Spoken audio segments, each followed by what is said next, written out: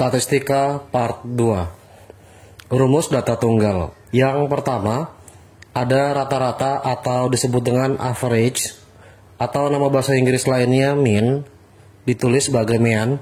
Rata-rata adalah perbandingan jumlah data terhadap banyaknya data. Lambang rata-rata sendiri adalah X bar dengan tulisan huruf X kecil dengan tanda garis di atas lurus. Nah, rumus untuk mencari X bar atau rata-rata, lambang matematiknya adalah sigma FI dikali XI dibagi oleh sigma FI. Atau dalam bahasa Indonesia, jika susah mempresentasikannya, dapat digunakan kata jumlah data dibagi banyaknya data. Sedangkan untuk modus adalah data yang paling sering muncul, atau disebut juga dengan data yang terbanyak dari keseluruhan data. Untuk yang ketiga, ada yang namanya jangkauan. Jangkauan sendiri adalah selisih data terbesar dengan data terkecil. Lebih tepatnya jarak atau nama lainnya dalam matematik di bidang statistika adalah jangkauan. Untuk cari jangkauan yang dilambangkan oleh J sendiri adalah X max dikurang oleh X min, di mana X max-nya sendiri adalah data terbesar, sedangkan X min-nya sendiri adalah data terkecil dalam seluruh data yang akan diuji oleh peneliti. 4. Nilai kuartil. Nilai kuartil secara umum merupakan nilai tengah dari sebuah data yang akan diteliti. Untuk menentukan nilai kuartil pada data yang diteliti, maka terlebih dahulu harus diurutkan dari yang terkecil hingga yang terbesar. Jangan terbalik ya. Nah, jika data belum diurutkan sama sekali, maka nilai kuartil akan sulit ditentukan. Walaupun ditentukan dengan cara rumus, nilai kuartil akan menghasilkan hasil yang salah. Kemudian nilai kuartil tergantung dari banyaknya data. Nah, banyaknya data sendiri terbagi menjadi dua, yaitu ganjil dan genap. Sehingga nilai kuartil terbagi menjadi 3 jenis, yaitu yang pertama, nilai kuartil bawah disebut dengan Q1. Nilai kuartil bawah merupakan nilai tengah data yang ditentukan dari arah sebelah kiri nilai median atau Q2. Sedangkan dari B sendiri, nilai median atau nama lainnya adalah Q2, atau nama lainnya lagi adalah nilai tengah dari sebuah data.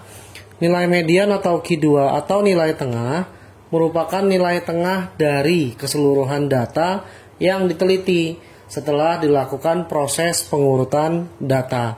Sehingga secara global, untuk Q2 atau median atau nilai tengah merupakan angka tengah-tengah dari data keseluruhan yang akan diteliti.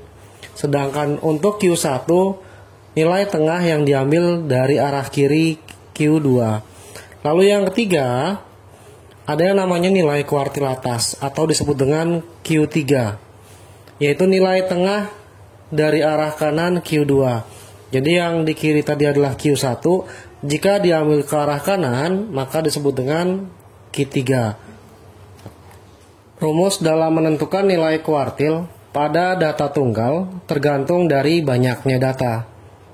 Nah, secara umum ada 2 jenis banyaknya data, yaitu ganjil dan genap. Karena ada 2 jenis, maka untuk menentukan besar nilai kuartil juga terbagi menjadi 2 jenis, yaitu sebagai berikut. Yang pertama, jika datanya ganjil, maka letak kuartilnya adalah data ke Xn tambah 1 per 2, atau angka ke Xn plus 1 bagi 2. Jumlahkan dulu banyaknya data dibagi 2, karena N sendiri lambang dari banyaknya data. Kemudian yang kedua, jika datanya genap, maka letak kuartilnya adalah setengah dari jumlah data ke Xn per 2 terhadap data ke Xn per 2 tambah 1. Dalam hal ini kita cari N per 2 nya dulu berapa, hasilnya dijumlahkan dengan N per 2 dijumlahin 1. Nanti setelah dapat hasil jumlahnya, kita kalikan setengah. Nah, dengan N sendiri tadi banyaknya data ya. Contoh soal 1. Besar nilai rata-rata modus dan jangkauan dari data berikut adalah berapa? Nah, datanya tersusun dari angka 6, 9, 5, 7, 8, 6, 7, 4, 7, dan 10. Nah, interpretasi dari rata-rata berdasarkan rumusnya adalah X bar sama dengan sigma FI dikali XI dibagi oleh sigma FI. Dalam bahasa Indonesia yang baik dan benar, untuk bahasa matematik statistik, maka jumlah data dibagi banyaknya data saja sudah cukup. Sekarang kita jumlahin data yang ditanya, yaitu 6 ditambah 9 ditambah 5 ditambah 7 ditambah 8 ditambah 6 ditambah 7 tambah 4 tambah 7 ditambah 10. Sehingga kita bagi dengan banyaknya data. Banyaknya data, angka dari 6 sampai 10 totalnya ada 1, 2, 3, 4, 5, 6, 7, 8, 9, 10. Ada 10 angka. Nah, setelah itu kita jumlahkan. Ketika dijumlahkan diperoleh 6 tambah 9 15, tambah 5 20, tambah 7 27, tambah 8 35, tambah 6 41, tambah 7 48, tambah 4 52, tambah 7 59, dan tambah 10 hasilnya 69 dibagi oleh 10. 69 dibagi 10 hasilnya 6,9. Nah, kemudian ada cara kedua. Cara kedua menuliskan dengan rumus sigma FI dibagi oleh sigma FI. Penulisannya jumlah dari perkalian frekuensi dengan datanya dibagi jumlah atau banyaknya frekuensi. Nah, dalam hal ini yang sudah kita coret ya, angka 4 dan angka 5 hanya ada 1, artinya kita jumlahkan dulu 4 dan 5. Kemudian angka 6-nya ada 2, artinya 2 dikali 6, 2 di sini banyaknya angka 6, dikalikan datanya adalah 6. 7-nya ada 3, maka 3 dikali 7, dan 8-nya adalah 1, 9-nya ada 1, dan 10-nya juga ada 1. Karena sedikit tidak perlu saya coret ya. Kita bagi dengan banyaknya angka adalah 10. 4 tambah 5 9, ditambah 12, ditambah 21, 8 tambah 9 17, tambah 10 adalah 27. Kita bagi oleh 10. Nah, 21 tambah 12 33, tambah 9 42, tambah 27 adalah 69. Kita bagi dengan 10. Hasilnya 6,9. Maka nilai rata-rata untuk contoh soal nomor 1 adalah 6,9. Baik menggunakan dengan bahasa Indonesia atau menggunakan bahasa rumus statistika. Lalu yang berikutnya adalah modus dan jangkauan. Kita tahu bahwa modus tadi angka yang paling sering muncul. Modus sendiri angka yang paling sering muncul, angka yang paling banyak di dalam data tersebut. Di sini 6-nya ada 2. Yang terbanyak 7-nya ada 3, maka besar modusnya adalah 7. Sebelum cari jangkauan, kita cari nilai minimum dulu. Nilai minimum ditulisnya sebagai X min, angka terkecilnya adalah 4. Kemudian nilai maksimum, angka terbesar atau disebutnya X max adalah 10.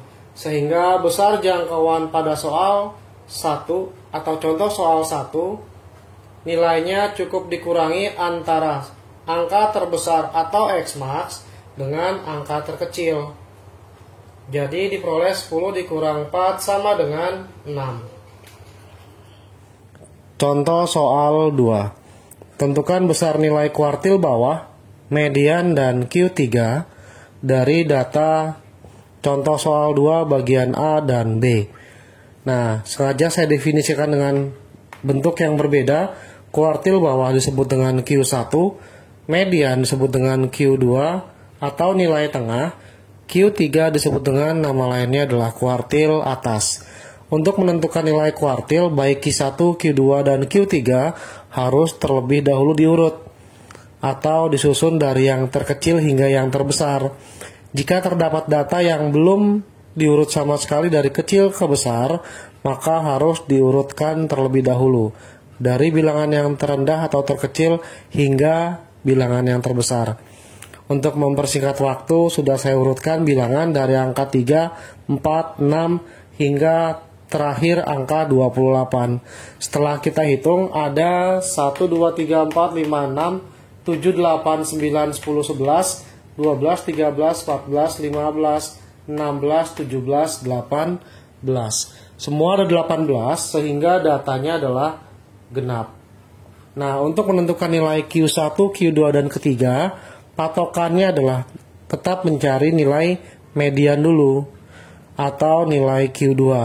Di mana nilai Q2 kalau dia genap, maka rumusnya adalah setengah dari data ke XN per 2 ditambah data ke XN per 2 ditambah 1. Sehingga diperoleh setengah, kita singkat saja, X dari 18 kita bagi 2, ditambah X 18 dibagi 2 tambah 1. Artinya setengah dari jumlah data ke 9 ditambah data ke 18 bagi 2, 9 tambah 1, 10.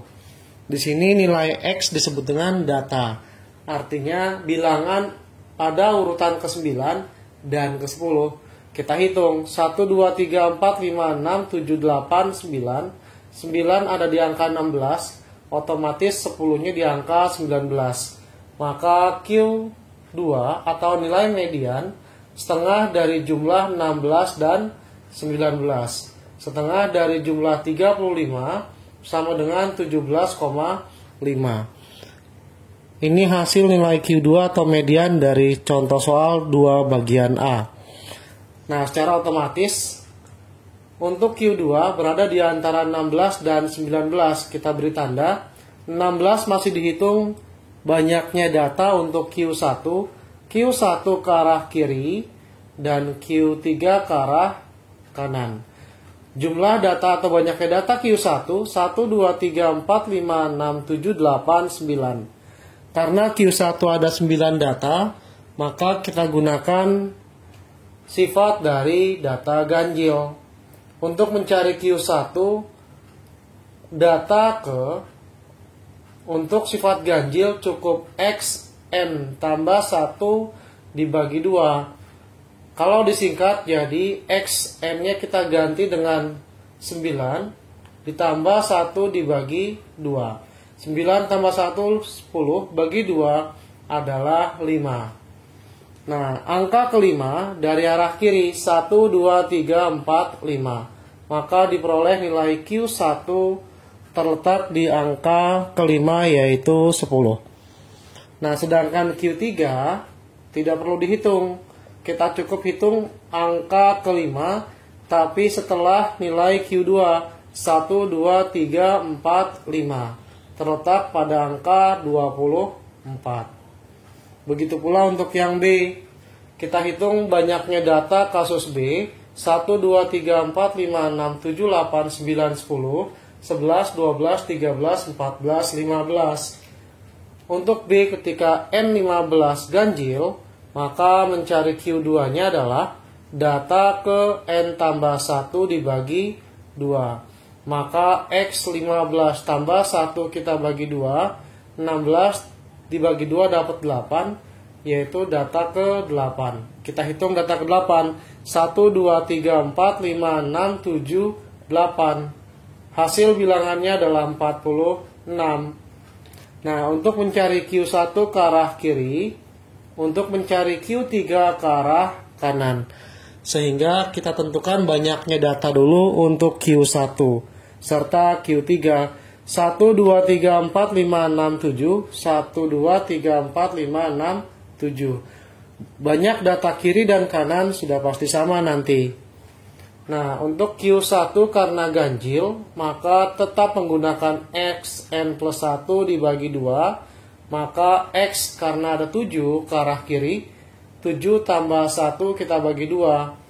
7 tambah 1 adalah 8, kita bagi 2 adalah 4. Artinya bilangan keempat 1, 2, 3, 4. Inilah nilai Q1 sebesar 37. Sedangkan Q3 kita hitung lagi sebanyak 4. 1, 2, 3, 4. Inilah nilai Q3 terletak pada bilangan 63.